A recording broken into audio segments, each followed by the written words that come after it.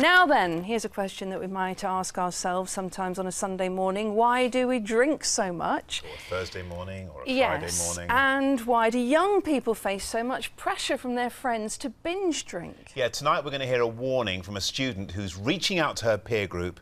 She says, go easy on the booze or end up like her.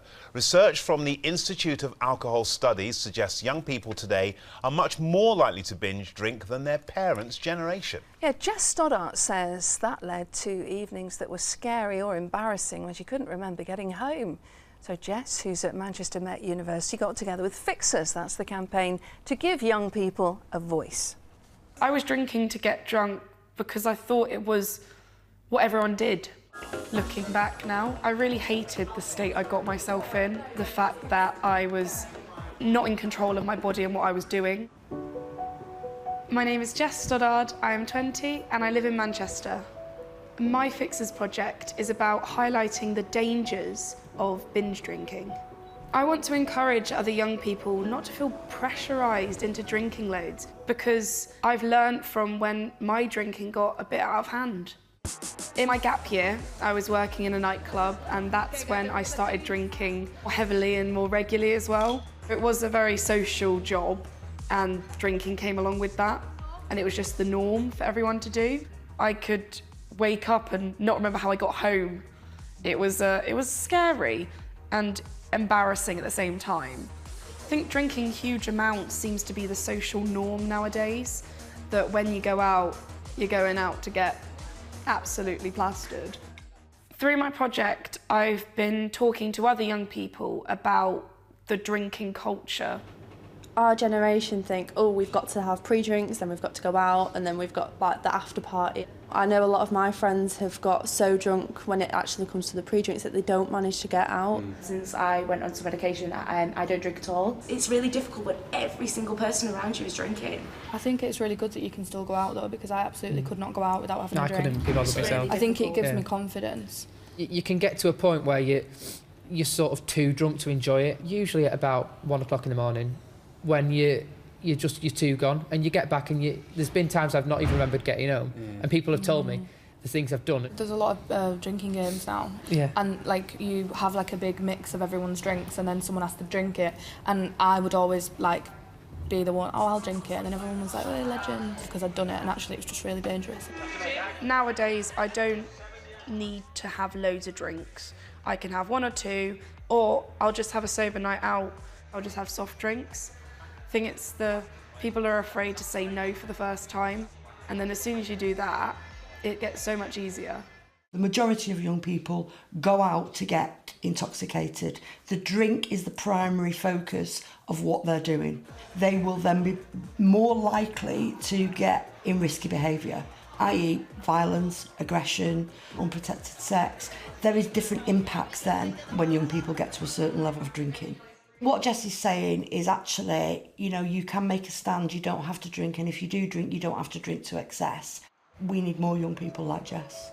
I hope by talking openly about this, about my drinking, that I inspire other young people to not feel the pressure of drinking and not let it control their lives. Well, we're joined now by Jess Stoddard, who you saw in that film from Manchester Met University, and also Chris Judge, who is the director of a charity called Addiction Dependency Solutions. Thank you both for coming in. Jess, why don't more people just say, no, I'm all right, thanks, I've had enough, or I don't want to drink this evening? I think it's hard, though.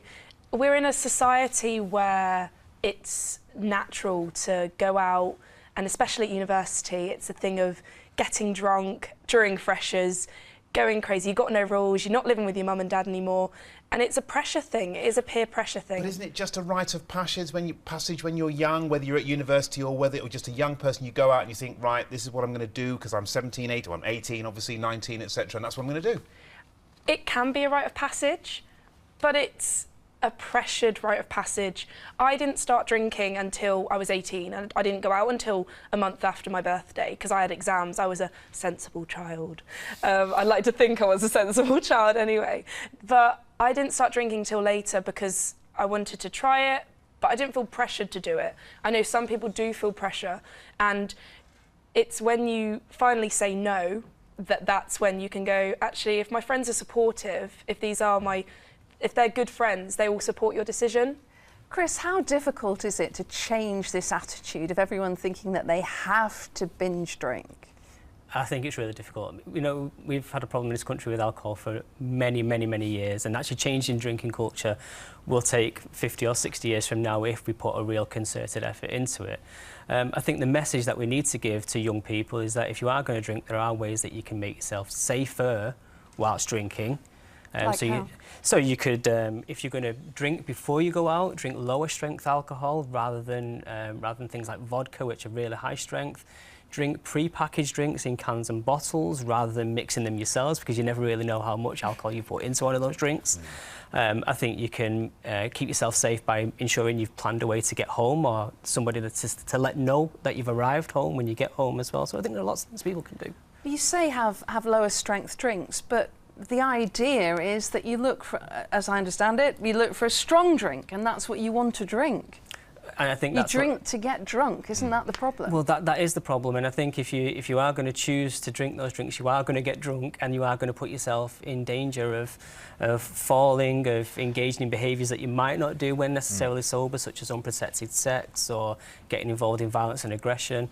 And I think you have to understand what the consequences will be if you decide to go out and get drunk. Is it, to both of you really, is it that the UK, we're just worse here than other parts of the world? Why is it we're worse here?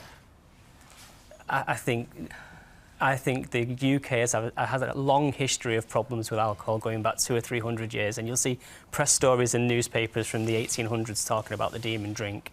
I think we drink for different reasons than people do in other countries. I think in other countries it's sociable, it's drinking with a meal, and it tends to be drinking something like wine, whereas in this country it does tend to be drinking to get drunk, and that is a cultural thing passed down generation to generation to generation. It's not something that's going to be easy to solve. It's that awful thing as well that when everyone is saying, oh, come on, have a drink, and if you don't, you're seen as the boring one. How do you advise people to cope with that? It's really difficult for someone like me to advise people to cope with that, because I'm not of their generation. That's why I think the video that Jess has made is really important, because people are more likely to listen to a peer, someone who's of their age, than they are someone like me and the services that I provide. I think it is when an adult tells you not to do something, you're going to do it anyway. You want to. It's the rebellion in you. So when a person like myself has a message like I do, and I've learnt from experience, I've had my time of going a bit crazy, and I now know that it's okay to say no, whether it's alcohol or anything else. Yeah. The first time you say no, it's going to be the hardest, and then it gets easier. Jess and Chris, thank you so much for coming in to talk to us about it. Thank you. Great advice there, guys. Thank you. And you can find out more about the work of fixers who helped Jess to make that brilliant film by going to our website, itv.com/Granada.